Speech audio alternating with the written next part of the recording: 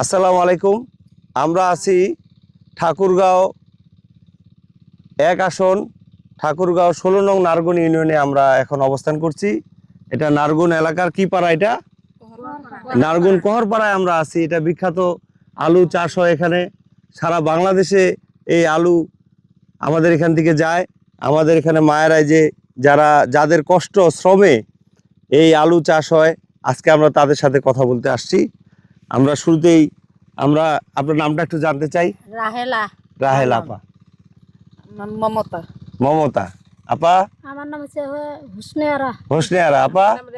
রেহানা আপা। মুসাম্মদ মনোয়ারা বেগম। মোসাম্মদ মনির। অনেক ভালো লাগলো। ইনারা এখানে চাষ করতেছেন। কি চাষ করতেছেন আপনারা? আলু। আচ্ছা, এই সামনে নির্বাচনে ঠাকুরগাঁয়ে যিনি ভোট করবেন তার নাম বলতে পারেন আপনারা? বলেন। আলমগীর ইসলাম। আপনি? আলমগীর স্যার। আলমগীর স্যার, ওনাকে চেনেন? উনি কেমন মানুষ? আচ্ছা, আমরা জানি যে উনি একসময় মন্ত্রী ছিলেন। মন্ত্রী থাকে বরেন্দ্র বহুমুখী সেচ প্রকল্প ঠাকুরগাঁয়ে আনছিলেন।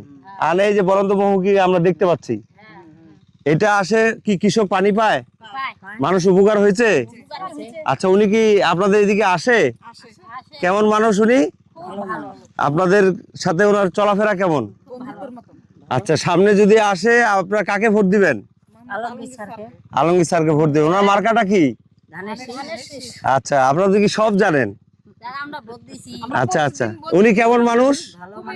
আপনাদের সাথে কেমন যোগাযোগ তার? উনি যদি জিতে তাহলে কি হবে? আরো ভালো উপকার হবে। আপনারা কি জানেন তারেক রহমান সাহেব, বেগম খালেদা জিয়া আপনাদের একটা ফ্যামিলি কার্ড দিবে?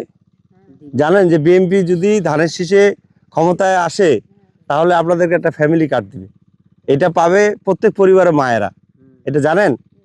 আলমগীর স্যাররা এটা একটা করে কার্ড আপনাদেরকে দিবে। এই কার্ড দিয়ে আপনারা অনেক জিনিস পাবেন, সুবিধা পাবেন।